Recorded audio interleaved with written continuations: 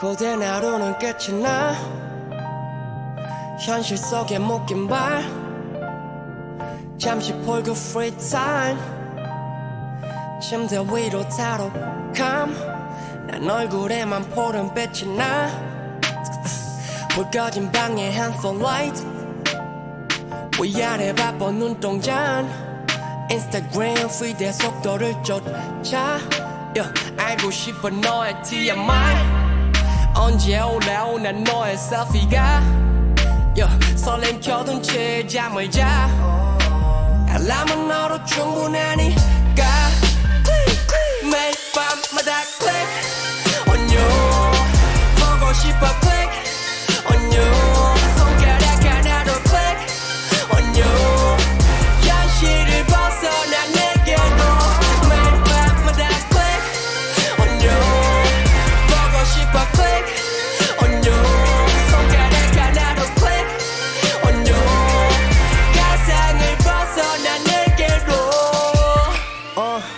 I won't let you go I won't let you go 그래서 성공했어 lucid dreaming Oh yeah 난 그 속에서 내 입술 piercing으로 fishing your lips 오랜 kiss 하지 X까지 I'm officially missing you baby 스리슬쩍 메시지 다시 보내볼까 띄운 창에 우측으로 줄을 서 말풍선 그리 외로이 붕떠 넌 그림 속에 굴떡 Do it 막만 다시며 다시 눌러 like 언제 올라오나 너의 셀피가 설렘 켜둔 채 잠을 자 알람은 너로 충분하니까 매일 밤마다 click on you 보고 싶어 click on you 손가락 하나로 click on you 현실을 벗어나 내게도 매일 밤마다 click on you 보고 싶어 click on you 손가락 하나로 click on you 가상을 벗어나 내게로 yeah following you oh subscribe to you oh click on your everyday click click following you oh subscribe to you oh click on 12시 AM이고 나와 신데렐라 같이 나의 본 모습이 남자로서의 지지지준 you fuck with the bullshit 웬만해서는 수신 거절할 거랬지만 일단 전화 걸지 연결하면 날 귀에 고 빈 주광 새겼던 형광등은 분홍 빛가슴 휘휘져 놓은 너란 년 이 날개는 바람기가 없는 편인데 어쩌지 주축이 불가해 never your rhythm 이상해 합리화할까 해 in the DNA 탓으로 감정성 사이로 그만해 날 찾아온 Earth following에 정신 나갈 것 같아 baby oh let me go I don't go leaning home no my go 전부 다 out for cause I don't jump I don't know 전화기 갑자기 울길래 뚝한 건지 한번 내 차라리다 해요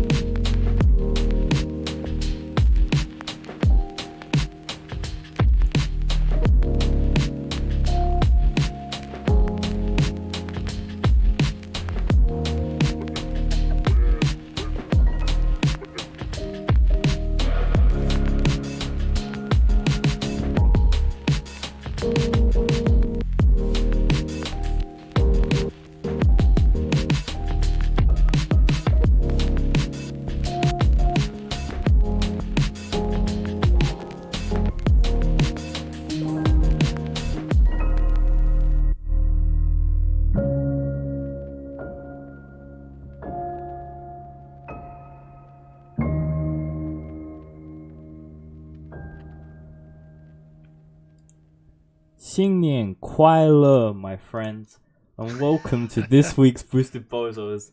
I am your fraudulent LPL prediction god, host, and balance sim erys, and joining me on this final episode before I take a 2-week break, like the LPL, it's the play-by-play caster and PP believer, Munchables. If you'd like to say hi and give us an interesting fact about yourself.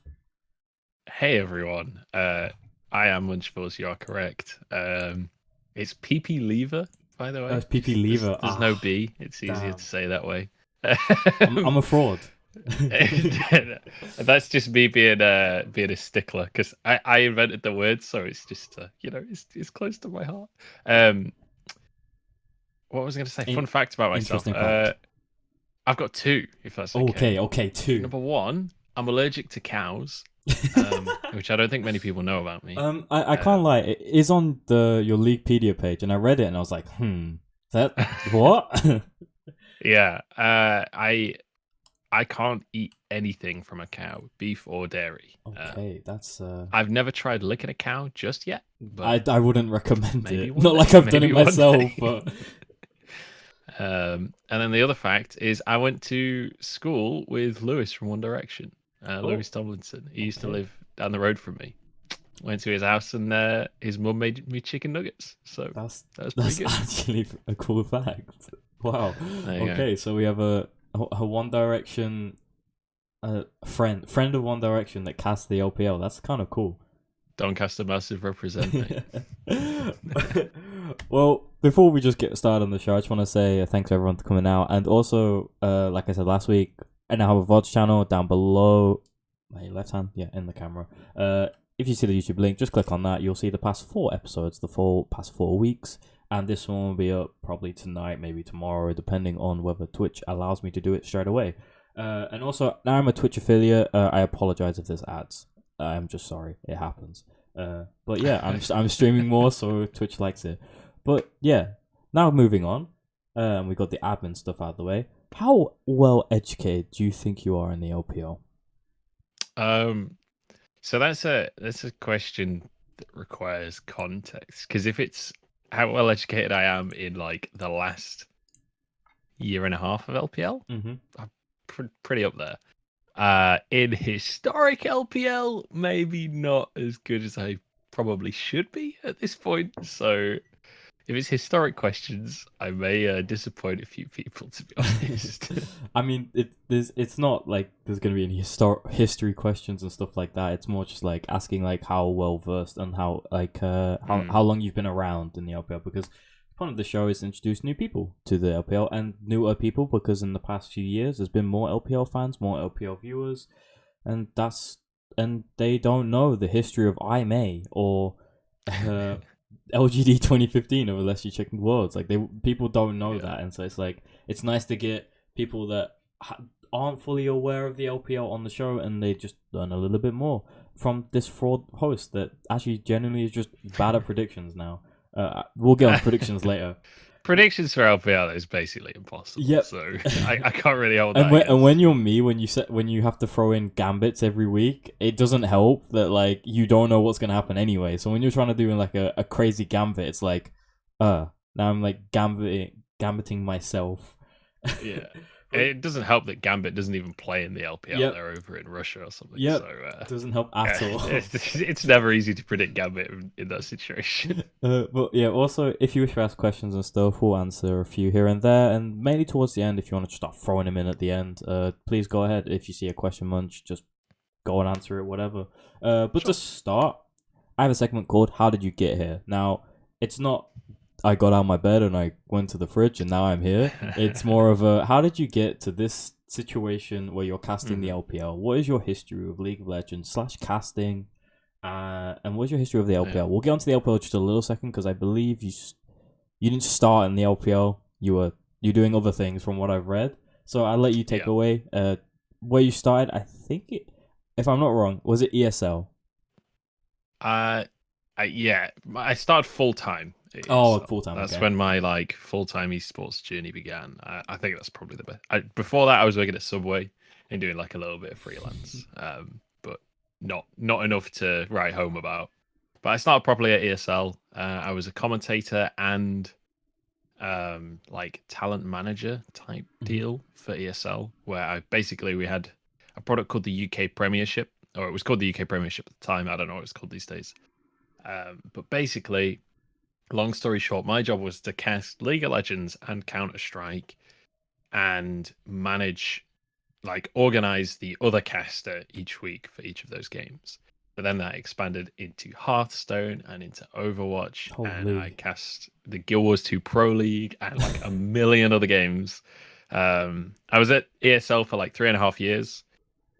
Including a stint where I lived in California working at the ESL Burbank office, which was fucking great. Can I swear on this show? Yeah, you can say whatever you want as long as not TOS. Okay, cool. I should have checked that before saying. No, yeah, don't worry. I've had some where I've gone on about Baolan for a bit too long. And okay. Yeah, I think we've all been there. Yep. Maybe you and I have polar opposite opinions. Yeah, definitely. But yeah, so I was in California for a bit, working on a game called Vainglory, which is a mobile MOBA. I think I've played that. I can't lie. Well, it was amazing. I didn't just cast that just because I actually really, really loved that game. But the game died, unfortunately. I had moved to Las Vegas the following year. I'd left DSL, joined a different production company to go cast Vainglory in Vegas, and I was going to be. The idea was that it was all getting bigger, and we were going to run like a Vainglory LCS, and it was all going to be out of a studio in Vegas, and I was going to be like the Dash of this game. Basically, I was going to be the desk host and also produce stuff on the side. But basically, as soon as I arrived in Vegas, Vainglory died pretty much immediately. So my job became pretty much a full-time producer with a little sprinkling of doing desk hosting and things in there as well. So that year got a bit weird, and I learned an absolute shitload, honestly, while I was there. Sorry, I swear quite a lot. I'll try not to swear so much. You can swear all you like. This is unfiltered. It's not the LPL broadcast where you're not allowed to swear. You can go crazy. You can let it out. I swear a bit too much, I think. But I think it's just a UK thing. Yeah, maybe. But yeah, so I was a producer for a year, and I learned a ton during that year, but it was really, really stressful. I was working 24/7, and I was just like, this isn't even why I started esports. I started esports because I didn't want a real job. I just wanted to talk about video games. So I was kind of like, okay, fuck this. I'll go back to the UK. Did a year there, handed in my notice and said, I'm going to go and try and be a caster. And my boss was like, you're an idiot. This is a really great job. You've got a great life here. Why are you throwing this away? And I was like, I gotta chase the dream, man. Gotta chase the dreams. It was like super cliche, but it actually happened. And so I come back to the UK, do 6 months of like freelance. I'd set myself a time limit of like, I need to make it in a year. And like in a year's time, if I've not like made it anywhere, if I'm still in the same spot, then we just move on and do something else. And 6 months later, I managed to talk to Clement Chu. I applied for a job at the LPL. They hired me. Moved to China for a year. Did the LPL, as people probably know. And now I'm here in the UK because we've got COVID everywhere. And I can't fucking leave the country. So that's how I got here. And that's how we're here. So, okay, so we've been on Munch's journey around North America, or like the Western Hemisphere, or the Western area, and then a dip into China. So, going off the dip into China, when was your first look at Chinese League of Legends, like the LPL? Is it something like, were you just like watching Worlds and it was like, oh, this EDG team in like, was it EDG 2017? I don't know. Or wait, WE 2017. Or was it like, were you just watching leagues? Like, how I stumbled across LPL was Rift Rival. It was Rift Rivals, I think, which is kind of funny because I didn't really watch MSI when that happened. Or was it when you saw the chance for LPL and you was like, oh, I could do that. Let me research the LPL. So as a fan of League of Legends, I mean, I've been watching League of Legends for like, I don't know, 8-9 years at this point. I started watching in at the end. I watched the Season 1 World Championship, and then that was kind of like my intro into, hey, this is really cool, because I was big into StarCraft at the time. And so I had a peripheral knowledge of the LPL basically since it started and since they started turning up at Worlds. But I didn't really ever commit to watching the league regularly. When Pulse moved over, that's when I like first started actually watching it a little bit more, because it was like I was always a huge EU fan, obviously because I'm from the UK, and Pulse had been one of the EU shoutcasters. So then when he goes over to LPL, I was like, oh, like I want to know a little bit more about this. But actually, in terms of following it religiously, I only started when it was like, hey, there's a potential job here. Oh, okay. Which I feel like I've not really spoken about that much, because I feel like this kind of taboo almost. But at the same time, like, I'm from Europe. I am a European guy. Like the EU LCS was always like the league that was for me, and I still do love the LEC as well. But yeah, since like last year basically is when I started to really focus on. Obviously, I watched a bunch of the stuff in 2019 as well, because it was like, okay, I could cast this league. Let's go watch like as many VODs as I possibly can. But yeah, so I had to do a lot of research to come into this job, and I have to say, 17 teams in all best of threes, that's a lot of people to research. Like, you can imagine my face when I was like, all right, let's open the Leaguepedia and figure these teams out. It's not just 5-man rosters, it's like 10-man, like some have like 3 top lane subs, and you're like, well, which one's playing this week? It's like 100+ players. It's insane. So the start of spring in 2020 was hard to figure out what on earth was going on, but we're kind of past that phase now. I feel like I know at least the vast majority of the players in the league decently well. I feel like that is also like a weird like thing about the LPL, because it's very unique that there's 17 teams in that league, whereas everywhere else has 10 or like less, 10 or less. I don't think there's any team with above 10. And like the LPL, it has all the LDL teams and like all those craziness, which no one watches in the West. I don't think it's very rare you'll find someone going. It's hard to watch. It's actually hard to find. I've tried to watch. I think I've been able to watch IG Young fight like playoff games here and there, but like it's still like, yo, I want to. This was like when I knew Shun was coming to when it was rumored Shun was coming onto the IG roster in summer. Yeah. I was like, oh, I already knew he was okay, like.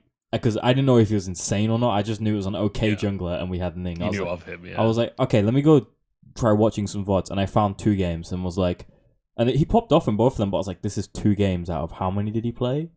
Like, please give me more. And then he didn't get promoted. I was like, okay, cool, good. At least I wasn't like saying like some crazy stuff. And then like I managed to watch a lot more in the summer because I feel like the summer playoffs you can find that a lot easier. But it was the LDL is just its own different beast. But the LPL, I feel like it's like this scary thing of like, oh, I want to be a fan of the LPL. Okay, I know RNG, EDG, IG, FPX, Suning. Oh, there's more? Huh? Yeah. Wait, what? Yeah. And like every team seems to change every year. Like there's a lot of new faces every year. So a lot of people are like, I really like this player, and then he's gone. And it's like, oh, wait, what? I think one of the hardest things, especially if you're a new viewer to the LPL, is like just picking a team, because like I'll give it, rather than just trying to explain the LPL, I'll give a comparison to like the LEC or the LCS, right? Where you have 10 teams and you know for a fact that your team will play every Saturday and every Sunday. That's the rules. That's how it works. Or every Friday and every Saturday, whatever days it is, right? You know for a fact that you get 2 games of your team and that both of those individual games matter because it's best of 1 double round robin, right? From a viewer perspective going into the LPL, especially if you're a new viewer, it's not as concise. So this is kind of the argument that is always referred to when the conversation comes up of best of 3 versus best of 1. In terms of tournament integrity, in terms of like height of competition, best of 3 is obviously better. But in terms of viewership, if you are a new viewer to the league, and I get to watch one day and I see all 10 teams in the league play over the space of 5 hours, that same 5 hours, I get to see 4 teams in the LPL. And maybe the game sucked that day, right? In which case I got to see, the 4 bottom teams of the league duke it out in the worst games of League of Legends you've ever witnessed. Like, so you can understand from a viewership perspective why the LEC and the LCS do it the way that they do it. But definitely in terms of being a new viewer to the LPL, it's like, oh God, which team do I pick? Like, I feel like who you become a fan of is almost a matter of circumstance on which teams you happen to see do well or see play interestingly. Yes. When you happen to watch the LPL, because it's on, like, I'm just going to say it as it is. I seriously doubt there are, I bet maybe less than 1% of the regular LPL viewership base watches every game. There's just so much. Yeah, it's basically impossible. I can't lie. There was a period where I think last year where I watched every game in spring, like, and I mean every series in spring and every series in the summer, and then the summer before that. So I was on like a streak of not missing a single LPL game, and then this spring came around, and then I saw 7 days a week and was like, I'm struggling to do uni when there's like 1 World Series on in a day. Yep. I can't do this, and like I'm not getting up at like 9 a.m. anymore. I keep waking up at like 1 p.m. This isn't happening. So sometimes it'll be like, if it's a big series, I'll go back and rewatch it. But but if it's like 7 days, I'm like TT versus E-Star. Nah, I'm lucky. I'm sorry whoever said that in chat. I know it's peak League of Legends, but I'm not watching it. I genuinely, like, as a commentator, obviously it's my job to know these teams and watch these games, right? And I do. I currently have watched every game of this year's LPL. But it's different for me because I don't have any other responsibilities, right? Yep. When you have school or a job or whatever, like, this is my school or a job or whatever. So I can dedicate this ridiculous amount of time to it. But if you're a viewer, pick a few teams that you want to watch and watch those teams. And you don't have to know everything about every team. You don't have to know every player. So I would say that there's a very real thing called viewer burnout. And it's much more difficult to love a league that you are sick of. And if you're watching it for 6 hours every single day, there's a much higher likelihood that you're going to get sick of it, right? So I would say pick the teams that you want to watch. Pick some, like, if you're new and you don't know what teams are good, watch some of the top teams to start with. And then maybe in one of those games someone gets an upset or whatever, and then maybe start following that team. So I definitely think it's one of those things where certainly picking a team can be very difficult, but maybe just like flip a coin to decide out of the 17 which one you're going to go with to start. And then see where that takes you. I mean, we might be hinting at something later on, but I just wanted to say from my side on picking a team. Obviously, I wrote a whole piece on why I'm a fan of Invictus Gaming, and it all came down to one moment where the Shy destroyed G2 in a four-man knockup. But it wasn't just like, oh wow, that's an insane play. I love this guy. I love this team. It was like, oh, I'd seen this team at Rift Rivals, and I was like, who the hell are these guys? Why are they beating up? Like, it's when I was kind of new to League. Yeah, I was new to League in 2018. I knew the game in 2017, but I didn't watch it. I didn't really care about esports. I watched COD. Mm-hmm. Yeah, I was a Call of Duty guy. And then, hey man, I'm a huge MW2 fan. Yeah, so I was big respect. I played a lot and I watched a lot, and it was mainly because of nature getting into League that I decided, hey, 2018, let me watch League of Legends. LCS. Oh, really? LCS was where I started, and then I went to, I don't know, I randomly watched.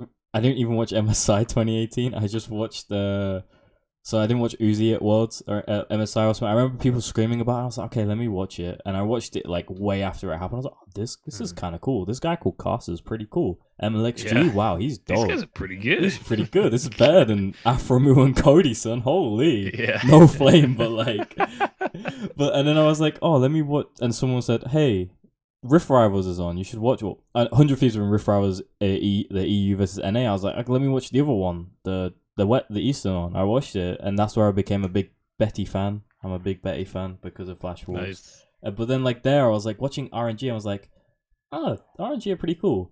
But who's this like team in white and black that are just insane? Like, they're stupid, but they're insane. I like this.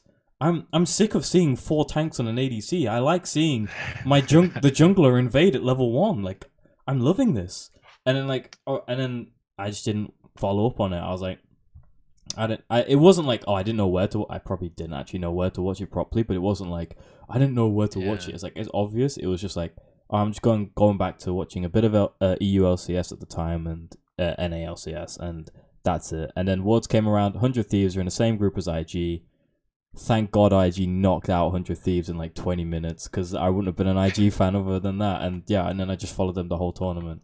And I can't lie, that 5-game series against KT, I think I celebrated more during that than I had the whole year of 100 Thieves, which is incredible because 100 Thieves went to the finals of EU NALCS. I was going crazy during a 5-game series. I was like, Jackie loves Flash. What the hell? At the same time, I didn't fully know what was going on in the game. Yeah. But yeah, I don't think everyone has a story like that. But like, I feel like I think if you watch Worlds here and there, like the Suning story at Worlds, I think people like watch that and like they hear about it and they'll do a bit of research and they're like, oh, there's like a little bit of stories there because of the amount of times these teams have played. I think especially with IG, it's one of those teams that it's easy to be a fan of IG, right? Mm-hmm. Because, well, it is and it isn't. It's either you love them or you hate them. Well, I think it can be both, right? Oh, because, okay, yeah.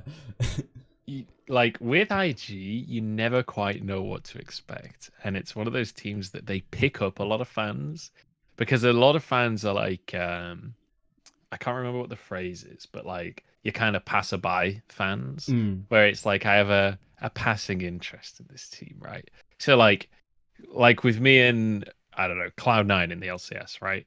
I'm like, oh, hey, Cloud9 are playing, maybe I'll watch that game, but I'm not invested in Cloud9. Yeah. But I would consider if I was going to pick a team out of LCS, it would probably be Cloud9, just for the sake of an example. Yeah. So it's like a passerby fan, and I think IG picks up a ton of those kinds of fans. Because if you went to them, like, who's your favorite LPL team? They go, oh yeah, probably IG. I think it's because of the highlights. The amount of highlights that IG have is like, holy. Like I was looking through like the other day. I don't know. I get these. They're insane. I get these nostalgia trips where I'm like, oh, I want to watch the IG versus TES series and the Gauntlet, the whole series, all 5 games with casters and everything. I want to hear Soaz talk between the games, and I'm sat there and I'm watching and I'm just like, yes, give me more. And like, I think even in that series alone, there's like 7 different rookie highlights where you're like, Jesus Christ. And yeah. I think there's one rookie highlight. I think it's for Worlds 2019 or 20. There's a rookie highlight they were showing for, I think it was Worlds 2019 for the teaser, And I remember I saw in the clip, it's a Zoe thing where he gets like a triple kill with Zoe. And I saw Jackie Love on Tom Kench, and I immediately knew what game that was. It's the one, I don't know if you knew about this. IG's owner subbed in for like a series. Oh, I do know. And Jackie Love played Tom Kench, and they won. But I remember I just saw Jackie Love on Tom Kench. I was like, wait, they didn't even use like a Jackie Love Battleland one. They had the owner. But yeah, I think you're right with IG, and I think RNG. I think winning MS like RNG and FPX. I think they get a lot because of their highlights of Worlds and winning stuff like MSI. You win MSI. People are like, holy. I think everyone that gets into League knows Uzi. They know of this fabled god. Yeah. Like, we haven't seen him in a while. I think Uzi and Faker are comparable in that the names kind of... You know about the names, Uzi and Faker, even if you've never watched LPL or any LCK, right? They just transcend region. I think Faker is probably the only name in League that transcends League. Like, I knew about Faker when I was watching COD. Because people would talk about him. They'd be like, oh, this dude's just won his 3rd world championship. I'm like, huh?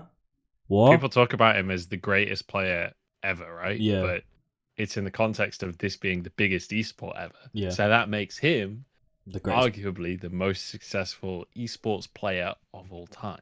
If you want to make that argument. I don't think that that's necessarily an accurate argument, but I'm trying to give an example of how people...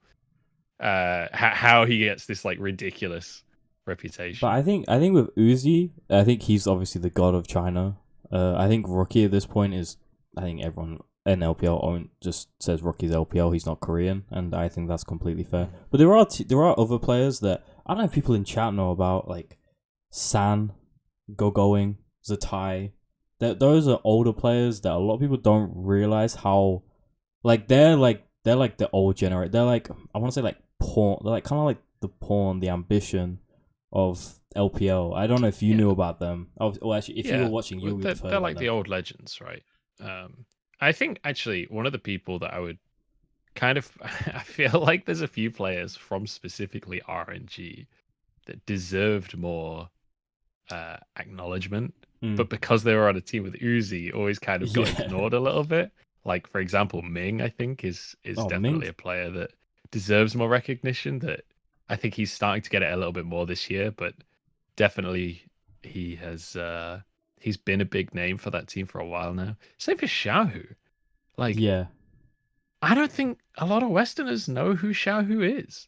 This guy has been so impactful for RNG for years now. Yeah, and it's like people are only just figuring out who he is. I'm trying to I remember 2018. I obviously when RNG went out, I was like, "Oh, this mid lane is kind of cool." But everyone was looking at Uzi and like, "Holy crap!" MLXG and Castle, they were doing stuff, and it's like, it's this jungle ADC thing. And then I remember like I think 2019 Worlds. I think when they got knocked out against Fnatic, there's this one moment where I looked at CS and it was like Xiaohu's playing Zoe and he has like below 100 CS or something at like 15 minutes or something because he's just giving everything to Uzi. And like when I was... And this is the games where Uzi's playing Ezreal, right? And he's ulting across the map to take the minion away from mid that's been prepped by Xiaohu. Yeah. He'd literally get the minions low so Uzi could ult. It's like, I remember watching that and I'm like, these like... It doesn't give like that player what he deserves. And I think this year, swapping to top lane also, destroying the Shy, I'm going to say it destroyed the Shy. He's such a good top laner now. But I was like, I think people are starting to realize, okay, Xiaohu is actually a good player. When Uzi's not there, it's Xiaohu. Xiaohu's the guy you look for.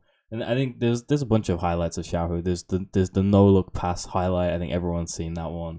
Where he E's on the Sandra, going left, make sure he gets the kill, and then go straight to kill the next person. And it's like, just precise timing. But the fadeaway. Yeah, we'll move on from reminiscing and with our wine glasses and rose tinted lenses of the good days of the LPL, even though there's still more still here. I asked you earlier before we started stream, do you have an LPL team? And you answered, I'm torn between two. Now, this is where we like to consult the wheel because I didn't get to do it last week, so I want to do it this week. So I want someone in chat to say me right now, and I'm gonna pick you your favorite LPL team. If you already have one, don't say me. But before that, we're gonna decide this pain that Munchables is feeling, this struggle between two teams. Now, I'll switch to the scene because that's what I should have done when I was saying this. It's Suning and WE. Now, do you want to explain why WE is on here? Yeah. So WE, for anyone that didn't watch the LPL last year, WE were a weird team in that they had Teachamar in the mid lane and they had Morgan in the top lane. And neither of these players are exceptional at winning their lane. And Teachamar has a reputation for just playing like Galio, Pantheon, Nocturne, Aurelion, Sol. That's like his entire champion. Push wave, leave lane. Yeah, exactly. And then he added Twisted Fate to that towards the end of the year when Twisted Fate got good, and it was like, holy crap, there's actually a good champion that fits this role. This is amazing. But the problem is, obviously, he could get banned out very easily. But the thing that I loved about WE was that despite the fact that they had these weird, like, confines as a team, like they had to tick certain boxes to function because of the players that they had.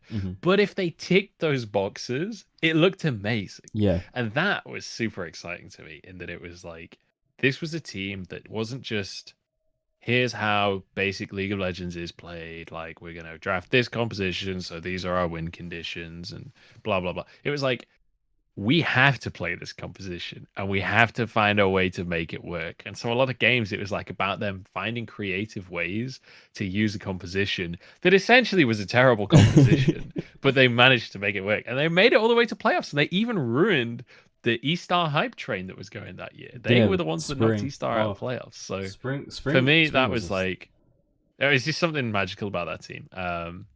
And then Suning. Why is Suning on here? Well, you already said to me, but I think people want to know. Yeah, so Suning, I was kind of hyped on Suning in spring last year I didn't really have a massively good reason to be hyped on them.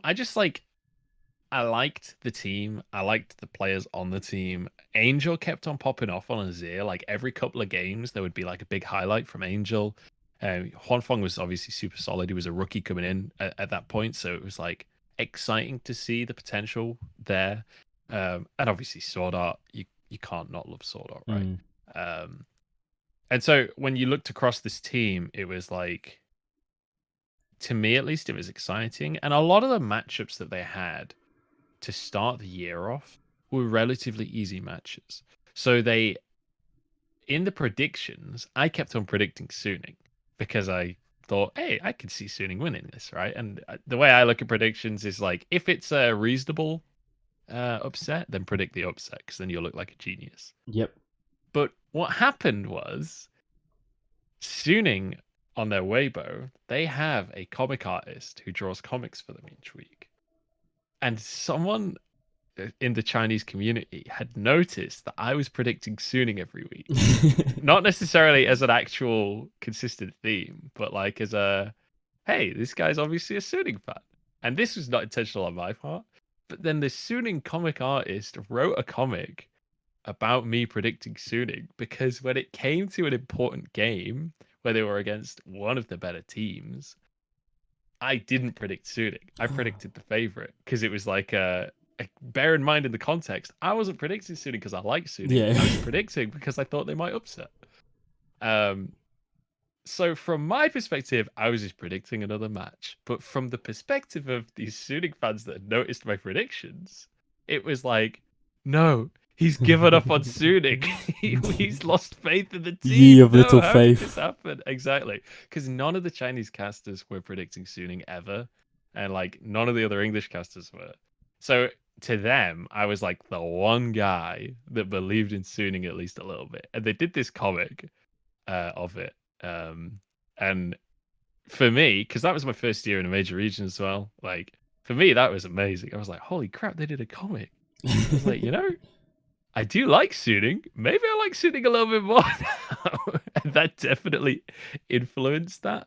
But then in summer, Suning actually got really good as well. So I already like all of these players. As I mentioned reasons previous, I think it's really easy to like the players on Suning. And then people were making Weibo memes about me liking the Suning players. And then Suning actually got good and went to Worlds as well on top of all of that. Like, how are you meant to not be a fan of Suning by the end of that journey, you know. Yeah, and they also came onto Twitter and was like the most wholesome Twitter for a while, and everyone was Yeah. like, "Oh, please don't leave," and then they left. Yeah, that was so sad. So I can't believe they stopped. So as Dabba said in chat, the wheel's about to choose Suning for the third time. I just know it when I don't like. if you haven't been here before, also I'm still waiting on the person to say me. If everyone, I don't. Probably everyone has an LPL team they're a fan of, which I'm kind of sad of because there's no new LPL viewers in here. And Dabbis is already a Suning fan. Dabbis, should we change yours? Should we just for the wheel? But anyway, so yeah, for the first 3 weeks we couldn't do it last week because Linda isn't a diehard EDG fan. She will never renounce that, and I'm not gonna force her to. But the wheel decides everything. The wheel is powerful. When you have a problem in life, you consult the wheel. There's so much power behind this. So well, I'll tell you what, mate. I'll tell you what. This can be my third team if no one in chat wants to be. Oh, your third. Okay, so this. I'll add a third team. So basically, what's gonna happen here is.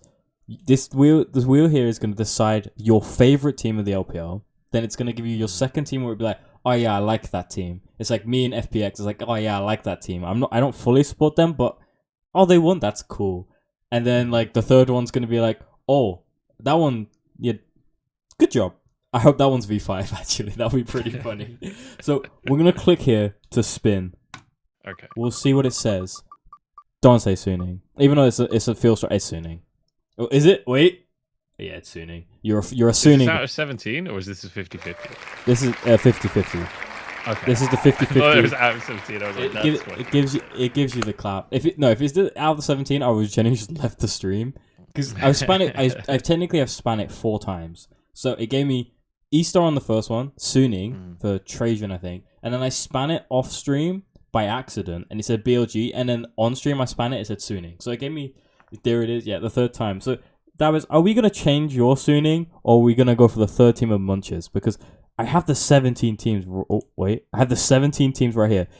There's so many things. Holy. But yeah, you're now officially... I'm totally okay for Davis to take it. I don't necessarily need to be an OMG fan, you know? Oh. It's one of those. He likes where he... Yeah, Davis is on the same page as me. Where I am right now. Okay, we're gonna spin it for Munch. This is gonna be your third. Okay. This is your team where it'd be like, okay. If it's V5, it could be actually. Let me remove WE. FPX, V5, RNG. What's Suning? Even EDG. Like, I'm totally down for it. Top esports, IG. There's a good few teams that we could accept. Davis almost got OMG. I will say that. I'll remove Suning and WE from this, so we don't get a double WE. We're spinning out of 15. This is 15. Where is it going? Okay. Oh, it's an interesting one. Oh, it's on the edge. It's RA. It's Rare Atom. RA. Welcome to the club. All right. I've actually been hyping RA up this year. Welcome. I was the one person. I don't remember where I put them on my power rankings, but it was top 8. It was maybe top 6, I think. Well, I might even have had a moment of pure insanity and put them top 4th. I wouldn't blame you. After seeing iBoy in a banana hat, top 4 for me. Well, I actually like when you look at this team. I don't know. I feel like I don't know what. If I have time to talk about this, I don't know what our time budget is. You can. But... I have all the time in the world, so okay, please go ahead and talk. When you look at RA on paper, and obviously, look, I know about the drama around Fofo, okay? Yeah. I don't like the guy as much as anyone else, right? That's goes without saying, I think. But as a player, it's undeniable that he is a strong mid laner, okay? You just can't argue with that. So you pull Fofo out of this domestic nightmare that is BLG, where everyone hates everyone, and you plug him in to Vici Gaming, that is literally a team that Coma has been training up for a year to play around their mid laner. Zika was the superstar mid from that squad that Coma was building the squad around. He's spent a year like cracking the whip, getting them to play around mid, and then you take out Zika, he's just put in a really adaptable, really strong laner in Fofo. It's like, holy, wait, this just makes sense. This just makes sense. Yeah, I mean, I'm an RA fan because I was already an iBoy fan, and I'm a Heng fan, and I'm also a Leon fan because Leon was the best boy in IG for a while. And then the rebrand to RA, and I can't lie, RA and TT have like the coolest names in all of Thunder Talk Gaming and Rare Atom. It's so random that I love it. Now the logo could be a little bit better, but I'm a fan of purple, and it looks like free agent. and I'm a fan. I'm a fan of their jersey because it actually kind of looks nice, even if it's just white with a purple logo. It's nice. Yeah. Okay, I enjoy it, and so I mean, if you're not an RA enjoyer, but welcome to the RA third club, because RA would be my third team in a way, because IGFPX, and I have my Crisp shrine in my room as well as my Battleland shrine. But Crisp is so good right now, honestly. I mean, like I don't know if it's come out yet. We did an episode of The Last Hit a couple of days ago. Oh, I think I saw, but it might have been the one before that. They never tell me when it comes out. It just appears. Yeah, it's just up one day, so I don't know. I don't know if the next episode is out yet, but if it is, you'll know. If it's not, then you won't know.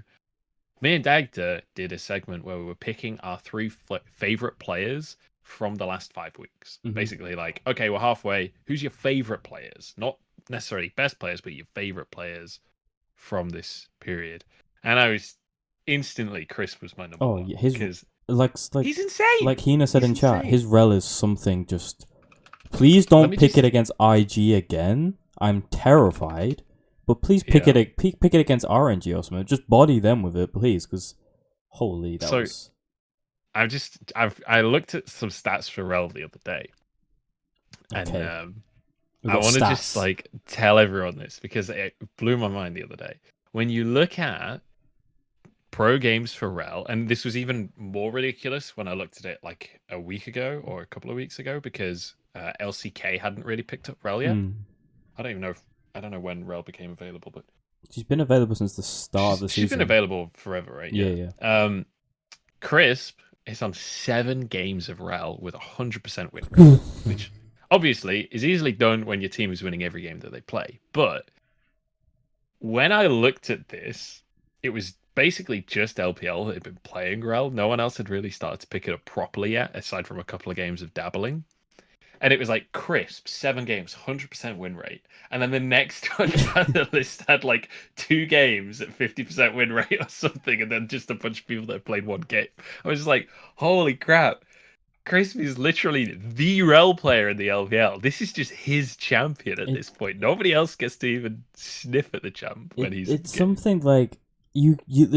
Rel is a champion where it's like, oh, you can tell a bad Rel player. Like, she's simple, but it's like when you watch her, you know a bad Rel player and you know a good one. And what Crisp does on that champion, sometimes you're like, I know it's a new champion, but what? Like, what? How are you? Can you be this good?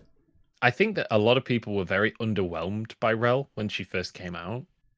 And I think that she seems very simple, but is deceptively complex. And I think Crisp has figured that out so fast. I think one of the best things that I saw from him was when it was game 2 between FPX and IG, when Bo and Crisp are just literally ruining Shun's day for the entire game. I enjoyed that, definitely. Yeah, Shun's playing Kindred, and his team is not drafted for a Kindred, and he's basically just been set up to fail by the draft. And all of his laners can't really do anything about it, and they're certainly not going to try. So he's just a lone 1v2, basically. And there was this one moment where Crisp flashes over or hex flashes over one wall and then crash downs over the next wall and clears like a quarter of the map to get the knock up onto Shun so that Bo can get another kill. And it's just like, oh, poor Shun. Like, there's nothing you could do about that. Bo really hated that Shun won LDL summer and was like, I'm the MVP, I am the champion. Come here. No, it felt real personal. But yeah, Crisp honestly is just he's playing out of his But we're gonna be moving on now to the homework segment, because I don't know if anyone was here last week. The game was JDGWE, so we're gonna talk about supports again. Missing and Lumao, both supports that have just gone missing this season, which is kind of funny. Obviously, in this segment, I let the guests lead on what they want to talk about from the game. I just throw a few words out there, like, what did you expect going in? And usually it's because this game would be TT versus LGD, which is, I really wish that was picked. I'm so annoyed by the wheel, because I would have made Trajan, who's never watched the LPL before, watch LGD versus TT, and he has no idea what's going on. I mean, I made Enix watch a TT game, the Karma, was it the Karma Seraphine game that they almost threw, and it was the funniest thing to hear him talk about it. But you're an LPL caster, so you have different insights of what you expect from these teams, and you've watched every game. So obviously, what did you expect going into the games? Oh, the series.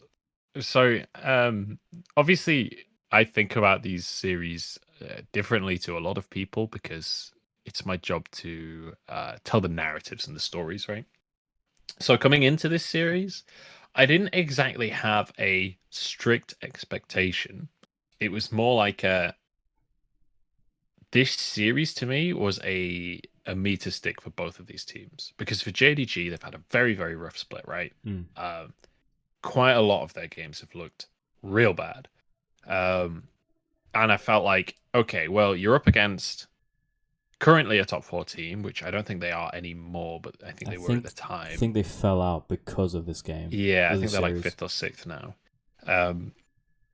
And for WE, it was like, okay, well, they went on the 4-win streak to start off, and now they're on a 2-loss streak, and I think this was their 3rd loss, or this might have been the 2nd loss. I'm hazy on the details because it was a little while ago, and my memory is about as good as a goldfish. But so with that context of how these two teams had performed previously, it was like, okay, well, JDG need to beat this team to show, hey, we are still a good team. We are still JDG, right? And for WE, it was like, okay, so you've lost to RNG, fair enough. That's a top team. Then you lost your next series. Okay, fair enough. You had a sub mid laner, didn't work out. Shanks had a family emergency. All right, no worries. We can sweep both of those under the rug. Now you're playing JDG, a team that has been underperforming the entire split so far. You are officially the favorites coming into this. Don't fuck it up, lads. Basically. So then we go into the games, and I mean, it just doesn't look good, does it? Like, the fact that when you look at the scoreboards at the end of it, you're playing against an Azir in the mid lane, both games, and they're both sub 30-minute wins for your opponent. That ain't a good look. Yagao, I think, was kind of underrated in this series. He played Azir both games, and he looked. I mean, he wasn't like. I think one of the deceptive things about League of Legends often is people always just look at the scoreboard at who got the most kills, and therefore they're the MVP, right? And LPL is notorious for that. Like, oh, you got a quadra kill, great, you're the MVP. Doesn't matter that you just last hit 4 people in the fight. Like, here you go. The poor jungler that's carried this game on his back. Nobody cares about him. But Yagao, I think, was super crucial in this series. And I don't know, man. The Vayne pick from Jomung. Yeah. I don't know. I don't know why. Would you say that's down to a bit of, I need to 1v9, help me, give me Vayne, I can do it? Or was it maybe? Yeah, I could see that. I mean, in a way, I think Jomong is a player that would just pick Vayne anyway, because the way he plays, I remember him just ulting forward on Kai'Sa to 1v1 the enemy ADC, and it's like, okay, that's what he does. And then sometimes he just ints it, and sometimes it's like, holy crap. So I think I agree. Maybe it's like he would pick it, but it's also kind of like, what are you doing?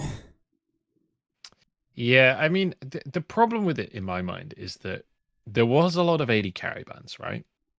And that's important. That context does matter because we have Samira, Kai'Sa, Tristana, Senna, and Varus all banned. And then Loken's picked Jhin. So, okay, right, we've got a limited AD carry pool. That's scary. But Xayah exists. Yep. And she's really strong right now.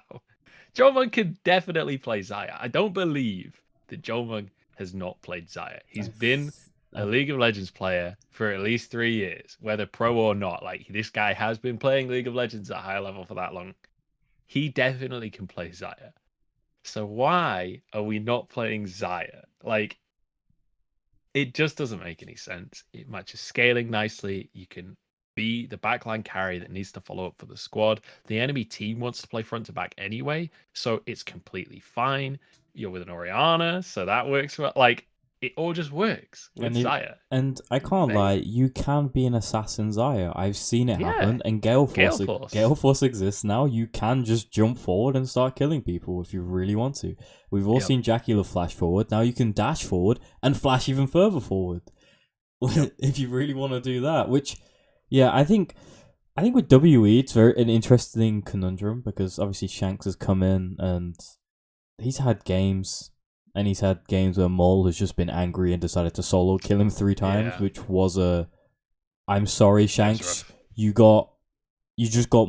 I don't know who. You got mauled. You got mauled. Like I remember watching that game. They were 1-0 up in the series, and I'm like, okay, I can see V5 taking a game here, but I didn't expect Mole to just be like, no, Shanks, no, you're not playing this game anymore. Stop. I hate you. And it felt personal when he was doing that, the way he was doing it. But I feel like those kind of games, like, those are going to happen to players like Shanks because they're new players. And it's just, how are they going to bounce back? And I think he's bounced back pretty okay. He's had issues with outside that aren't league effect. Like, league didn't affect it. It was personal issues, which happen as well. Like, that's, but like, other than that, like, I think Beishang has kind of proven that he's actually one of the best junglers in this league, but then he's had Jolmong, don't know what Jolmong's doing sometimes, and missing, in my opinion, does go missing sometimes, which is quite funny.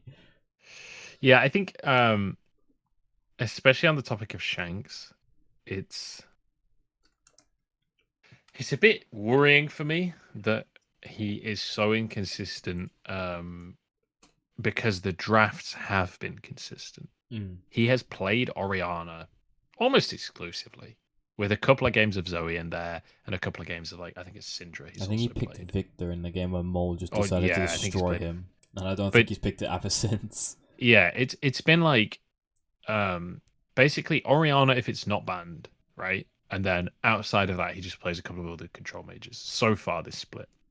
Now, we know that he can play stuff like Cassiopeia because we've seen clips of the LDL. I'm just looking at his stats now. Yeah. 9 games of Orianna, 3 of Zoe, 3 of Syndra, and 1 of Victor. So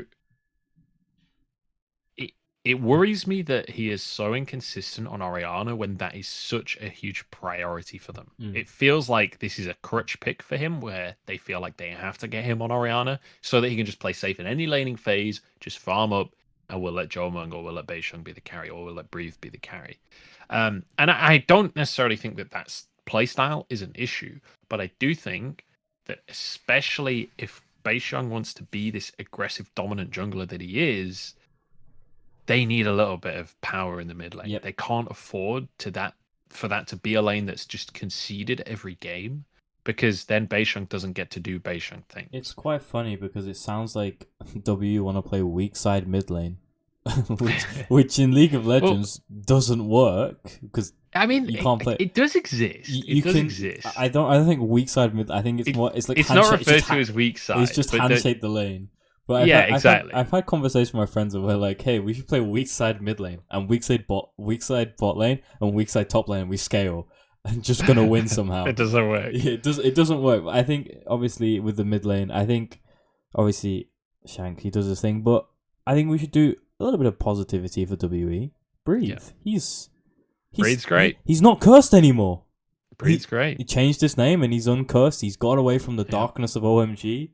And he's run away from Icon, who also ran away and looks like a better player again. Yeah, everyone leaving OMG looks significantly better. I am worried for when SMLZ comes back, because he said he's taking a break for spring and he wants to be back in summer or back next year. Obviously, when they say next year, I'm scared that he's going to retire because he's been around for a while. But he's taking a break and he also left OMG. Now, if SMLZ comes back and joins a team that needs an AD carry, and the way Icon and Breathe are looking, SMLZ might be the new Jackie Love without anyone realizing, like, the way they just left OMG and they're uncursed. I genuinely think OMG is a cursed organization now. But yeah, what about JDG? So we've talked about what you expected going in, what was happening in the games. What about what do you expect from JDG and WE coming out of this series now? Obviously, 2-week break. Everyone knows in the LPL, after the 2-week break, teams are completely different. Some teams just implode, or they don't implode and they figure out. Like, I think TS Spring last year was like oh. And then they got Jackal, but they also had a lot Yeah. more. They had a lot more improvement after Lunar New Year. Like they kind of clicked a little bit more. Like, Yeah, they did. And I actually remember being like almost disappointed for Photic that he'd finally started to look okay. Yeah, and Jackal appeared. And then Jackal arrives. It's like, well, I mean, they can't really pick Photic over Jackal, can they? So coming after the Lunar New Year break, how do you expect these two teams to look? Will they look better, worse? Do you think WE is gonna keep falling? Are JDG gonna finally pick it up and be the spring champs that we know they can be? So I'm gonna say two things. I'm first gonna add a caveat to this before I say what I think about these two teams, because one thing that I think is often kind of understated is how important the schedule is in LPL. Quite often a team will go on a 3-week lose streak, and it's like the conversation that I see on Reddit or on forums on like Discord and stuff will be like, oh, this team sucks now. But actually what happened is they played against the top 3 teams, and the top 3 teams make everyone look like they suck, right? That's just the way that this works, because it is single round robin and you play a best of 3. So you get to see this team sucking 2 games in a row while they get dumpstered by the top team. So in the context of that, I think WE will come back from the spring break. They'll play against FPX and they'll get absolutely pounded. And everyone will be like, wow, WE sucks now. But then you've got WE against eStar. You've got WE against LGD. You've got WE against OMG. That's 3 games in a row that they should just win. Just destroy, right? Like on paper, WE over the next 4 games should lose 1 and then win 3. So that should be our expectation for this team going in. And assuming that the spring break goes well for them and everything, and they don't implode, I'm hoping that they can bolster Shanks a bit in the mid lane, get him up to speed on a couple more champions, play some more Zoe, because the Zoe actually looked really good when he played it.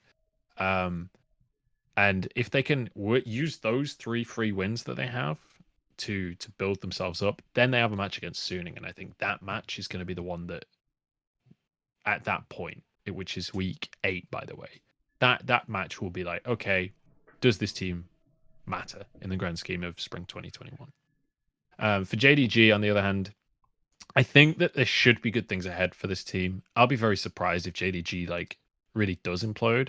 They have looked really messy though. This is a team that I had very high expectations for coming into the year, even though they didn't look that great at Worlds. Like the fact that they only had positive roster changes and somehow look way worse doesn't make any sense to me. I do think the positive roster changes, I think the problem with Xie was Xie and Kanavi want to do different things, whereas Yagao wants to enable Kanavi / they know what they want to do. So when Xie it kind of felt like he got crowbarred in that first series against IG, and IG, Rookie and Shun knew exactly what they wanted to do, and Kanavi was like, yo, I'm just gonna go farm this croak. Oh, wait, why are you fighting? What are you doing? And it's like, well, this is what Xie wants to do. And it's like those 2 players kind of just like not clicking and and then they just said, Xie, go right the bench. I'll come back in. And they went back. I think it's going to be interesting as well, right? Because I totally agree with you there. And I think there's obviously a similar story with Mystic joining the squad. I expect to see him, right? Yeah. I expect, like, I'll be very amazed if they don't play him a single game, right? But I think the roster change that people keep forgetting is that Chashao joined the squad as well. Chashao being the coach from Suning last year. So literally the guy that brought Suning to Worlds Finals. So I think that there is a lot of like meshing to be done there. And I'm hoping that this extra 2 weeks will give them a little bit of time to figure out some of those issues, get all on the same page, figure out which mid lane and which AD carry they actually want to run. Because I feel like the ultimate goal is for it to be Xie and Mystic. But, you know, just because it's best laid plans are mice and men and all of that, right? Yep. But I don't care which version of the roster they bring out in the end. I'm okay with Loken being the AD carry. I don't think Loken's an exceptional AD carry, but I don't think he's a terrible AD carry. I think he's a great role-playing AD carry. So that could work, especially with Xie in the mid lane. But I do think that Yagao and Loken as a combo is lackluster. Yeah. Neither of them is the superstar carry that you need to be a championship contender. In a way, putting Shea and Mystic in that roster, you kind of have Suning 2.0 with veterans. Like, obviously, you don't have Bin in top lane who's just going to dominate and body the other top laner, but you have Zoom who can do that, but he also can be like, he's a bit more experienced, be like, okay, guys, I'm going to relax for a few minutes, and then I'll beat the crap out of the enemy ADC in a few minutes. Like, he knows what he's doing. Kanavi is kind of like SOFM, bit younger. He likes to invade. He likes to just farm. He likes to steal stuff. Shea likes to body mid. Like, we know he's an aggressive mid laner. People thought his pass was behind, his peak was behind him. And last year, joined LGD, and he's kind of started just bodying people. And it was like, he's back. Mystic, I think Mystic to Huanfang is a little bit like, they play different ways. But I think Mystic can do that. Huanfang, I'm just going to chill for 20 minutes and I'll be there. And Lumao and Sword Art, I think Lumao obviously is just a better support, but they play a similar way sometimes. They kind of roam a lot and do a lot of setup, which is it's kind of interesting to think that they have a similar style, a similar roster, just older. Yeah, I can definitely see the comparisons that you're making. I think one big thing that needs to be said about Shea, especially in comparison to Yagao, is that Shea has higher highs, but he also has lower lows. Pretty low lows, right? Like, he is not a consistent player. And the reason that you put Shea in your roster over Yagao is because you want those highlight moments, those game-winning plays, right? Which Yagao generally hasn't been the player to bring, which is not entirely fair. He has had highlight moments, but not as consistently. So I do think that the final roster, this is a weird prediction to make, but fuck it. I think that the final roster of JDG will look like Shea mid and Loken AD carry, which is a complete blind guess, really, because I haven't seen Mystic AD carry with this squad and how that will work. And I think they'll try it, but I think by the end of summer, it will probably still be Loken Lumao in the bottom lane, because it's just like, okay, we can play through Shea, we can play through Kanavi, we can play through Zoom. You don't need 3 winning lanes. 3 winning lanes is a big luxury that very few teams around the world get to have. And I don't think JDG need to try and brute force that. Just be okay with Loken playing Aphelios every game and Lumao playing Thresh or Bard or whatever. And just use your mid, use your top, have Shea as your superstar. So what we're looking for is consistency from both teams in a way. And WE also, you're going to lose your first game. How are you going to do in the next 3? I think that's a good point to end. If they can win that first game, though, 4-0. Oh, WE back on the table. They're a top 4 team. But just before we end this side of the segment, we have to pick the next. I always say next week's games, but it's next game in 2 weeks. So the LPL returns like the 24th of March, 24th of Feb. Say the 24th of March. That's my birthday. So hey, happy birthday! in a month and a half. So in a month and a half. I had to use my brain. I had to look at the schedule in 2 weeks. And this is, so obviously this show is going to stop and then come back on the 3rd of March. So then these games are played before that day. So whoever comes on the show next will have to do their homework on one of these games. So the games I have listed are TT versus RA, OMG versus V5, and LGD versus Rogue Warriors. I don't want a good game. I want a bad game. Okay. So what game would you want the next person to watch? Okay, out of those games, I'll be merciful, and I will say LGD versus Rogue Warriors, because I think that V5 will absolutely body OMG, and there won't be anything to talk about aside from, hey, OMG kind of suck.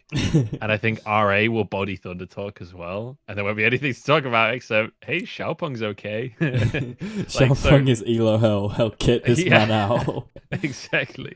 So I would say LGD versus Rogue Warriors, because both of those teams suck equally. Yeah, so now I'm gonna spin the wheel. I kind of want the RA game because I just want to talk about iBoy for an hour. Oh wait, did I actually? I guess we're talking about iBoy for an hour. It's TT versus RA. It's the best 2 named teams in LPL. So I'm gonna. Oh, we also have to predict this game. I forgot to say that. This is RA 2-0. I mean, not just yet. You're not supposed to say it just yet. Sorry. But that, I mean, let me think about it. So that comes later on. We do our predictions later on, and that's the final game of the predictions, the 5 games. And I've just shown you that I use Mozilla Firefox. Whoops, my bad. So, moving on. Now it's time to return the most popular segment of last week. Chat, I hope you get involved. I hope the viewers get involved. It's erys' LPL quiz about things he likes. 07, because last week it's like the salute, but it's also last week we had 7 questions. This week it's 8, but it's also an extra point, so you can score 9 out of 8 on my quiz. It is multiple choice. There's a little bit of history about Munch on here, so if you know Munch better than him, you're a psycho. Seek help. But I'm gonna be worried. But you're really good at multi-choice. or you're really good at multi-choice. But I think it's the previous one. Yeah. Are you ready? I'm ready. So question 1. Finish the statement. I always start with finish the statement. When IG go to Baron, I feel like blank. I being me as the person speaking right now. A, this is a good play. B, please don't. C, oh dear God again. D, dude, what are you doing? I'm gonna go with C. Oh dear God again. Can I lock that in? Final answer. You're correct. There is. If you chose A, it's the only wrong answer. All 3 of all the bad ones are true. I will be. If anyone was watching the LPL cast and watched the IG versus RNG game, I was the IG fan that Jordan did say, or Lyric did say. There's that one IG fan that said, "I just got." This said he doesn't want a Baron play. That was me. And I'm glad Hysterics apologized to me because I didn't want that Baron play, and it happened. And Respectable. I was like, when I heard, oh, they should go to Baron, I was like, please don't. I don't want to see Baron. I want us to win the game without Baron. I don't want to see Baron again. Well, moving on. Question 2. You yourself are one of the founding members of the Church of PP God. So now, what is his win percentage in the 82 games he has played, according to Games of Legends? I rounded it to the nearest percentage, so there's no decimals. The correct answer has decimals, but I rounded it to the nearest one because I don't like decimals. So A, 57%, B, 50%, C, 61%, D, 48%. And this is His just LPL. So this 82 games is LPL. It's everything he's played in. So it's his entire career in the past 2 seasons that he's played League of Legends. The Games of Legends track, so that would be Demacia. I don't know if they track NEST, but maybe, as well as LPL. Okay. But not LDL. No, it doesn't track LDL, I don't think. Okay. Unless he played in Season 10, but I believe it only said somewhere on there. But yeah, he played 82 games in his career so far. Cool. If it's 82, I would imagine it's not LDL anyway, because they play about 82 a day. Yep. So I'm going to go... What were the options that were in the 50s? A, 57%, B, 50%, then there's C, 61, and D, 48. I'm going to say 57%. Can I lock that in for you? Lock that in. You are correct. You are 2 for 2. He has 57% win rate. It's 57.3% win rate. 82 games for a guy that's having a bit of a hellhole right now. Congrats, PB God. You're a good player. I had a damn good summer last year. Talking about summer, question 3. Following on in the breakout summer of PP God, he played 10 unique champions. Which champion did he have the best KDA on? The KDA is 12.0. Now, this is again, according to Game of Legends. He also played this champion 4 times, I believe. So it's A, Alistair, B, Bard, C, Leona, D, Tom Kench. I didn't realize that I put A, Alistair, and B, Bard, which is quite funny. But yeah, one of those 4 he has a 12 KDA on in summer when his first split in summer 2020. Okay, so this is just games from summer 2020. Yeah. Hey, he played this champion 4 times. I think it was 4. It was more than once, which shook me of how good the KDA was. Oh, this is hard, but I think because this is him and Sam D. I don't think, and this could be my big blunder, but I'm gonna remove Tom Kench from the equation because they always played to win bot lane. But I feel like he played way more than 4 games of Nautilus. It was Nautilus Leona every fucking game, right? So Nautilus it has is to not be on Alistair by default. Oh, I thought you said Nautilus. No, I said Alistair, Bard, Leona, Tom, Kench. Oh, Bard, right. He definitely played a really, really good Bard. I just don't know how many games of Bard he played. But I know he played a ton of Leona Nautilus and a ton of Thresh. Would you like a hint? I want to just... I was going to say, every champ on this list, he has played more than once. Okay. Including Tom Kench. Yeah. Sugar. All right. We'll go with... Maybe it's Bard. Maybe he only played 4 games of Bard, but it just looks sick. Let's go Bard. Final answer. Final answer, Bard? You're wrong. It's Tom Kench. Oh, for fuck's sake. He played 4 games of Tom Kench. He has a 100% win rate. I don't know when he played them in summer. He just did, and he has a 12 KTA on it. Oh, it would have been Bard of Felios or something. Yeah. Bard of Felios? What was it? Tom Kench Felios. Which is one of my trick questions. I threw in Bard on it because I was like, everyone remembers PP God Bard, but no one remembers the Tom. I was just like, there's got to have been more than 4 Bard games. But yeah, there was. I don't... There was like about 9, I think. He has 1 game of Lulu as well from summer, and I don't remember that. Nice. I like Lulu. But question 4. Throwing back to IEM Katowice 2017, a tournament you casted. Oh no. One team, Hong Kong Esports, had a certain Lyric as a coach. But one of their players appeared at Worlds last year. Who was this player? A. Gia. B. Godquai. C. Mission. D. Gemini.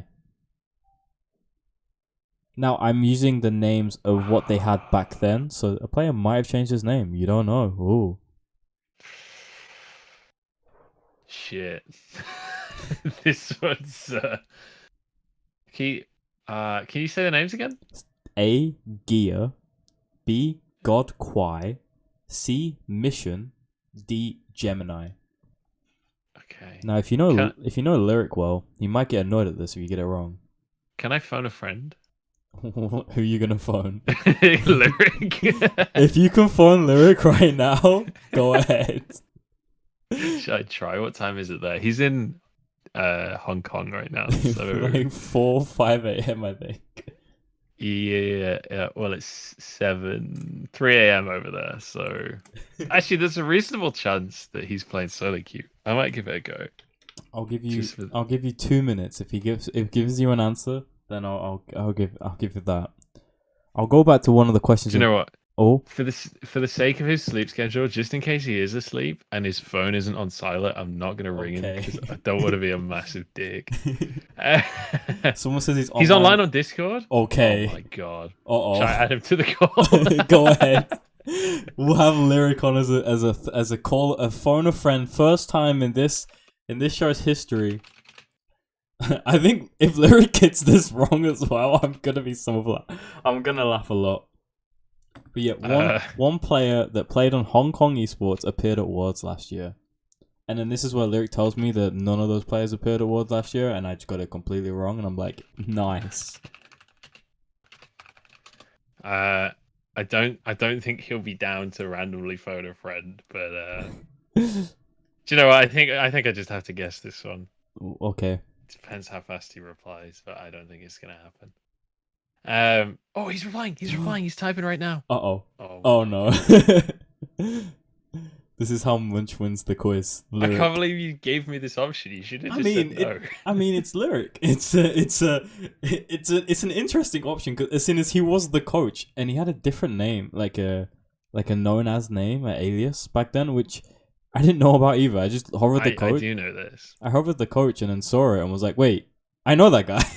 Wait a minute. So in my brain, I'm just getting this feeling. Was it Gemini? Is that the answer? Is that the answer? Is that can I lock that in? Yes, you are correct. It's Gemini. Mission didn't play on, premonition. Mission didn't play in Hong Kong esports, and Gear and Godquiet they're both free agents / retired.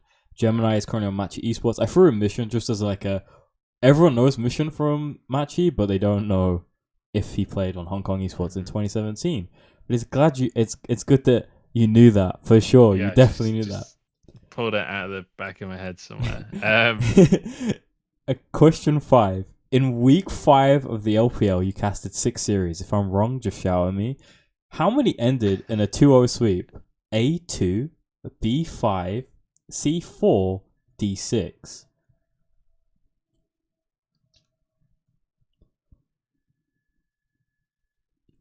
How many ended in a 2-0? In week 5? Yeah, week 5. Is in the most recent week of LPL? Yeah, the 6 series you casted in the past week. Who did I cast? Well, I know that on fight night it was 2-2-0s. I want to say it was 6-2-0s. So 6 out of 6 was 6-2-0. 6 out of 6. No. 2 zeros. No, that's not true. We had one series was like I fully expected to be a clean 2-0. I think it was like LNG or someone. God, I don't remember what games I cast. God, it's so long ago. It's like 4 days ago. I think it was 5 games. 5-2. So B5 is your final answer. I can say you're correct. It was 5. I didn't realize it was something that reminded me of last week when we did predictions. The week before, every game ended in 2-0, which was insane. It was 5 games in a row, all 2-0s. I was like, where are my 2 1s? Jesus. Yeah, it was. I remember thinking about it partway through the week, thinking, "Damn, it's just 2-0s this week." And then, as I thought that thought, we went into the series that went to 3 games, which was, I forget who it was. It was LNG against. Was it LNG versus OMG by a chance? And OMG. Yeah. Did OMG won a game? Yeah, OMG won a game and then threw a game, I think. Yeah, and I was like, what is going on? OMG What is beat this Icon. series?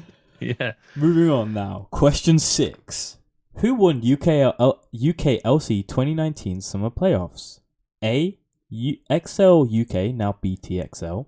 Oh, this is B. XL versus M&M. Rising, right? C. Barrage. D. Fnatic Rising. Well, you've just taken out 2 of the options. Well, I did cast it. Yeah, that's why I put it in to see how well your memory was. I'm trying to think of who are on these rosters. I just remember it being really one-sided, but I'm trying to remember which way. XL, I'll give you. I believe Who's XL Bando had Sendo, Taxa. I think Kasing was on that roster, 2019 maybe. I think. Yeah, he was. Kasing was definitely on the BTXL roster in 2019. I'm pretty sure it was Fnatic Rising. Can I lock that in? You can lock that in. That's correct. Fnatic Rising did win. And a follow-on question: if you can remember the players from both of those teams, how many are currently signed to LEC teams? Oh, good question. A3, D1, C6, D2. Well, it was Magifelix, right? Mid.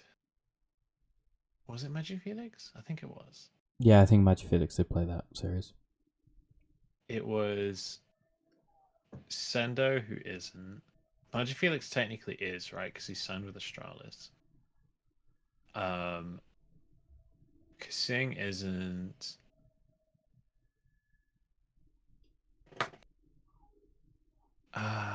Wait, Dan. Dan is. And I think, was Dan in that series? God, I don't remember.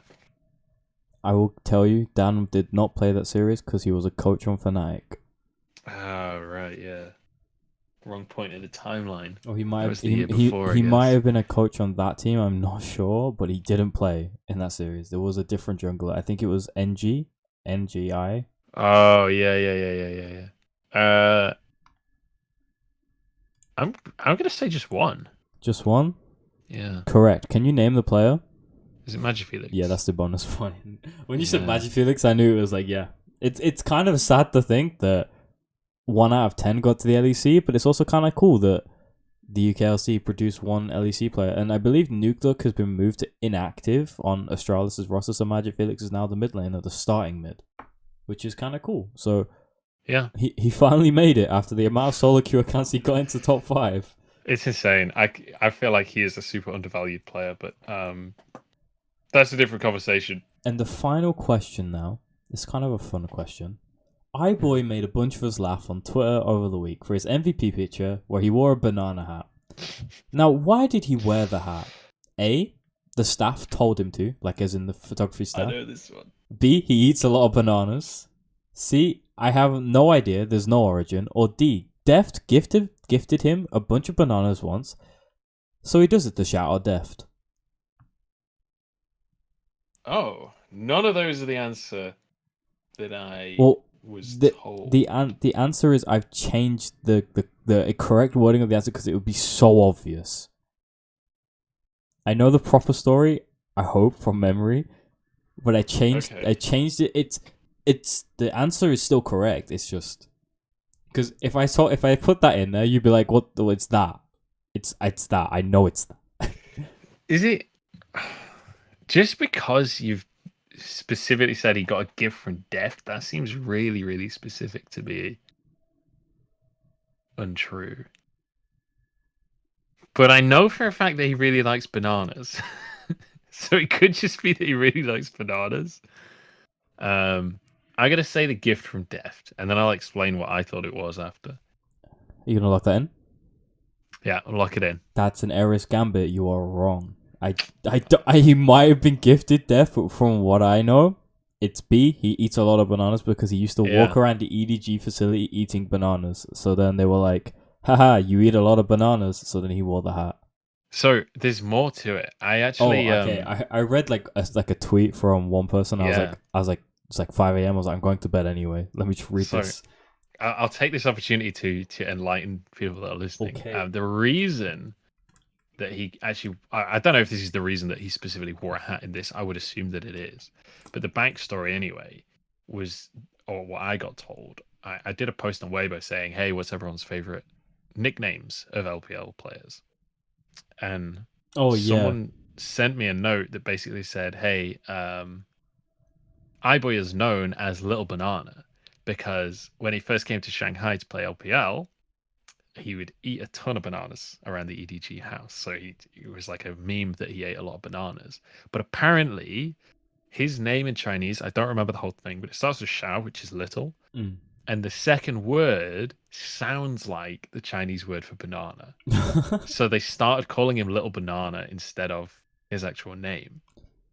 So then, I don't know about the photo shoot where he's wearing a banana hat specifically, but I would assume that is like then a bounce off of the fact that the Chinese community calls him Little Banana. Yeah, I guess it's that because Zoom has the picture with him in a wine glass and everyone the higher life, the man that wears a suit in the top lane. But I don't know if you know the story. We've had two weeks of being enlightened by iBoy stories. Now I don't know if you listened last week about Linda and how iBoy got his username iBoy. I didn't hear that. Well, iBoy was originally like named Deft1 or DE1F. FT because he's a Deft fanboy. He loves Deft. That's why I put the Deft thing because it would be cool and it might be a thing. Yeah. So he used to always fanboy over Deft. He wanted to be called Deft, and they were like, "You can't be called Deft because Deft exists." So then he wanted to be called Deft is Deft. So he wanted to be called Boy. Like he was trying to think of a name. He came up with Boy, and the coach of EDG or like the coach of the LDL team was like, "Call yourself." Put an I in front of it, so then you don't come up when people Google boy. It's not just boys, like pictures of boys. It's gonna if you put iBoy, people will go to that and remember the name. And he gets a bit of a unique name, which is quite funny because I think there's a movie on Netflix now called iBoy that came out in 2018 after iBoy debuted. So in like Western, that goes to that unless you've done a lot of League and he comes up like second or something, which was quite funny. But yeah, search iBoy. Yeah, it's all just about this film. Yeah. Wait, it's Maisie Williams. Mm-hmm. It's a very bad film. Is it? It's one of those you watch if you just want to watch anything. It's just one of those films. I watched it and was like, what the hell is this? What the hell? 70% on Rotten Tomatoes. Yeah, I mean, I thought, in my opinion, it was a bad film. But I digress. It's now time for Fraudulent Erys predicts games of League of Legends. But we need to talk about last week's results. Now, I don't know if he was here, and I don't know if the chat was here talking about last week's fraudulent results. But it's not fraud. It was a tied week for the first time in 4 weeks. We tied it. It was 6-6. Funny. So, game 1, FPX versus LNG. I predicted 2-0. Linda predicted 2-0. It was 2-0. We get 2 points. LGD versus TT. I was like, hey, I said TT's gonna 2-0 LGD. Linda said LGD gonna 2-1 TT. LGD decided to 2-0 TT. So Linda got 1 point.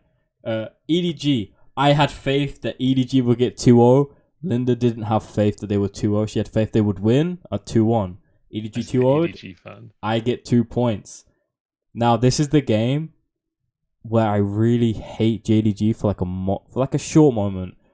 They've thrown for me in the past. This time they got me 1 point, but I wish they didn't lose that one game to WE and they just 2-0'd them because I would have got 2 points. And Linda got 0, so I caught up. And then my big brain play of IG versus RNG. I'm always going to bet on IG, right? No, I bet on RNG because if RNG win, I get points, I win. If IG win, I lose points, but IG wins, so I'm happy. It's a win-win situation, but IG had to go win 1 game. Why did we win 1 game? Why did we show up for 1 game? If we went 2-0, I was getting 2 points, but just IG went, hey Linda, here's 2 points. Screw you. Screw you, Erys. We don't care about you anymore. But that put us at 6-6. Basically just added 6 points onto the scores overall. So, if I didn't in week 1 and get 1 point out of 10, which was the most depressing week, I think it would be kind of even now, but it's still 17-26, Erys versus the guests. But Linda slots in there with 6 points.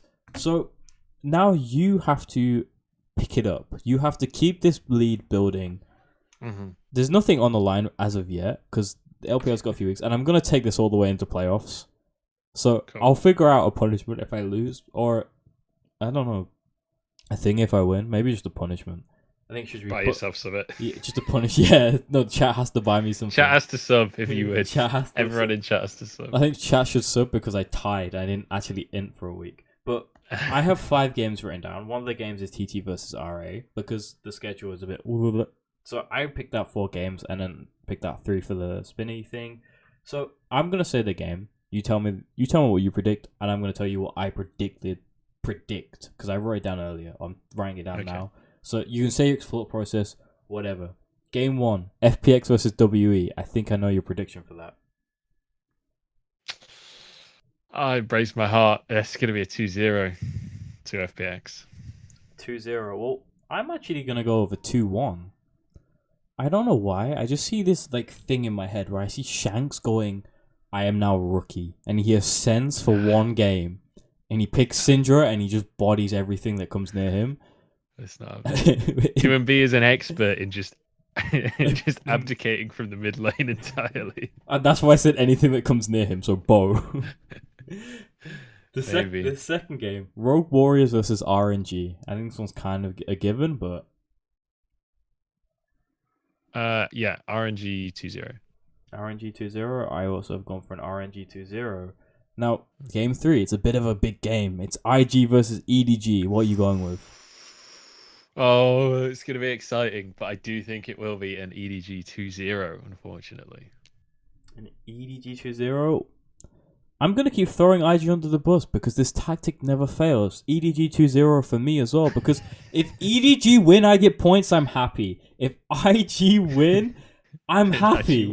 I can't lose. It's a win-win. I am just getting stocks.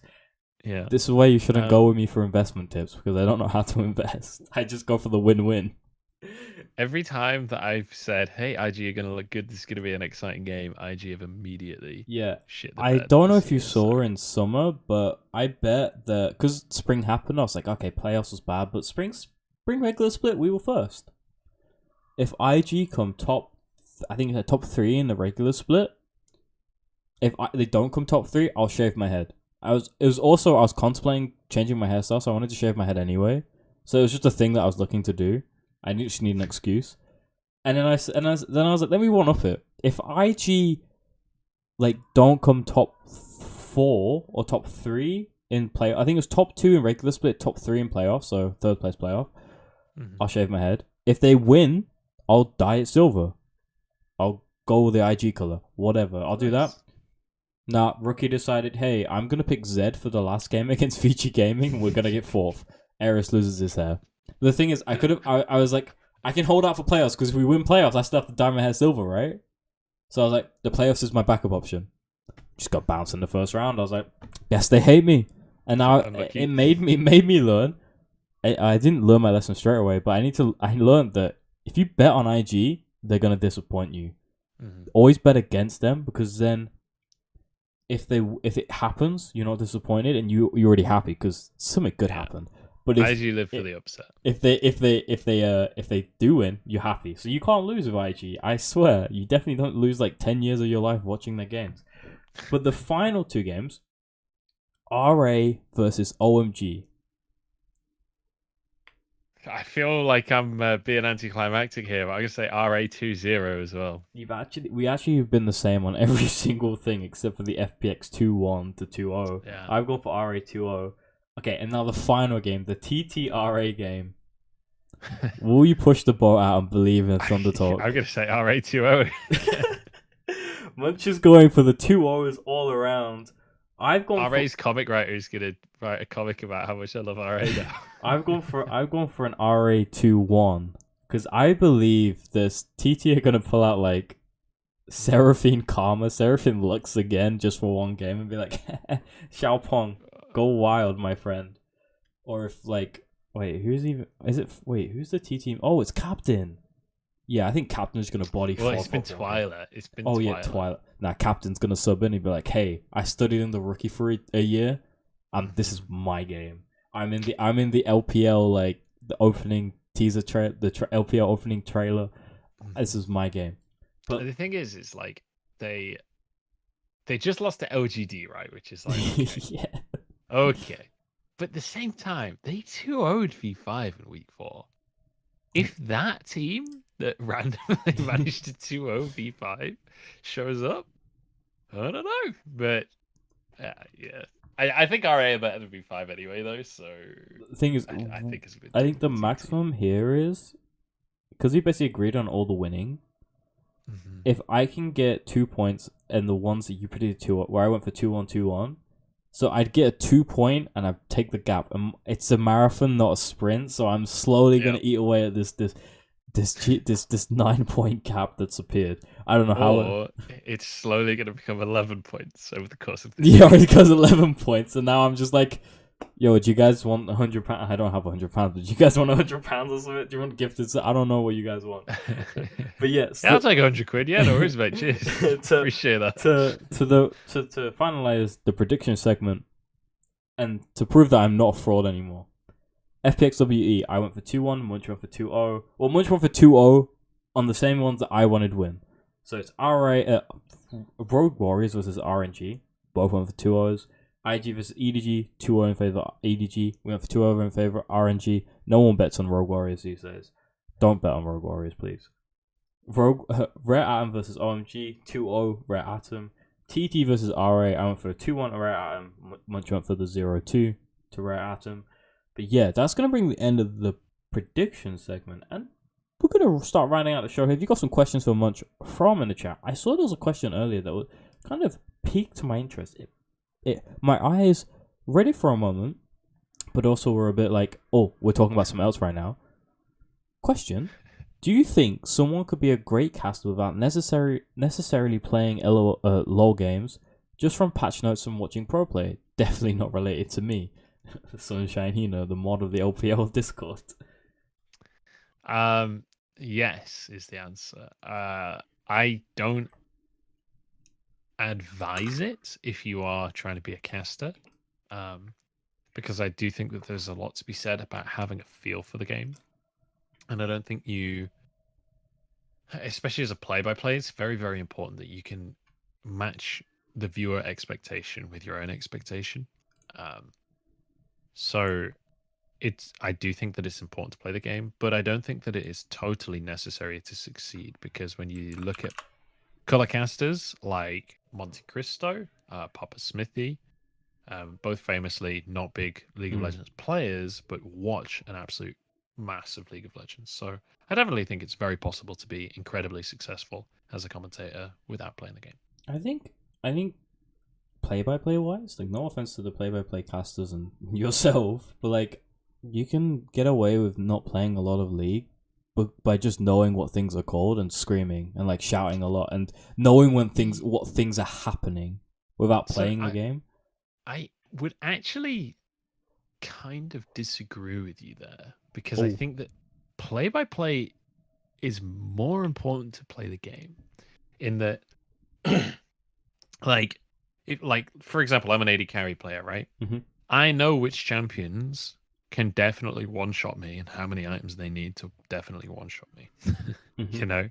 So if an AD carry gets absolutely one-shot, I know whether that's like, oh my god, or like, oh yeah, here we fucking go again. Right? And it's important to get that tone right. Mm-hmm. Whereas for a color caster, that's less significant, I think, at least in my opinion. The biggest concern bigger picture for is not knowing ability/item names, because I don't play too much. And well, I mean, that's not hard to learn. You can learn those. Yeah, just flashcards. That's literally stuff you can revise like it was an exam. I mean, when I do color casting a little bit here and there, so I sit there and I watch a game. I let my my play-by-play go crazy for a bit, and then I speak. Unless it's a 50-minute team fight and the game doesn't stop and I can't ever analyze anything. So I'm like, oh yeah, like 20 minutes ago I tried to talk about this and I can't talk about it now. So all your key cards are like this item. So when the first items came out, oh god, that was hard for like a week. I didn't know what anything did or what anything. Now I know mainly what everything does, just not every name. And like the names are like probably the hardest thing to just get down. But if you know what it does and you know what it builds into, you can kind of like be like, oh yeah, he's going this item because look at his, and he's going this item because of this. And you say the blue sword. You could just say the blue sword, as one of our friends used to say, but like obviously you want to learn this, but I think you can get around. It's just revision in a way. Yeah, but I would say the only other thing to add to this topic as well is, if you're a color caster and you're a high elo player, like if you are, for example, Cadril, Crepo, Deficio, these kind of guys, that their knowledge comes from being a player, then I think that it is very important to keep playing. But outside of that, I actually think watching the game is more important for color casters, because the games that you play in solo queue, especially if you're not high ranked, are not even remotely comparable to the game that is being played. Like, you're not playing a 5v5, you're playing a 1v9. They're playing a 5v5 game in a team environment. They know a shitload of stuff that you don't from their scrims. Like, it's barely comparable, honestly, to solo queue, unless you're at the very highest tier. But even then, it's a leap. I think in a way, if you watch, say you want to cast LPL and you watch a ton of LPL and you want to be a color caster, if you know what stuff builds it, you know like the basic how color casters work and you know how to analyze the game stuff. But also, color casters aren't just talking about the game that's happening right now. They're talking about the game as if it's a series that's happening, like the whole series and everything building into it. It'd be like, because like different players have different tendencies. Like you can be, if you do your solo queue research, you can be like, the Shy likes to build this because of this. Or he likes to build this instead of what everyone else likes to do because he did it in the past 2 games. And like I feel that also provides color on why he's doing certain things, which is like a very interesting, like just an interesting point to talk about, instead of like, oh, we're just talking about items and lane states and what I want this team to do. It'd be like, well, the Shide's building this because he does this, and it's also good into this because of X, Y, Z, if you know that. And that, you don't even need to play the game to know that. You can kind of just read it and be like, oh, this would make sense. Yeah, I definitely agree with that. I think the most important thing for a color caster, honestly, is to understand team tendencies of like have an expectation of what these teams should do and what they usually do, and building that into your commentary. And if you can do that, then that's a really good baseline for a color caster. Do you mean tell me the Shy does not does stuff based on the reason and not because he can? I mean, yeah, obviously the Shy is the worst example of someone to say. The Shy does things on feel, not on reason. If you watch his game, if he's smiling, we're losing the game. If he's depressed, we're winning the game because he didn't have fun. Yeah, I think that's definitely. I mean, 110 Cannon. That's all we need to say. Oh, Jesus, and it's funny because the LPL Discord says that Kennon's his favorite champion. Thanks LPL Discord for making me live PTSD for a little bit. But yeah, I mean, would you like to as we end the show, would you like to plug anything that you've been doing / are doing in the next 2 weeks, or just what you're doing in general? I have your social links all here. I'll just do this.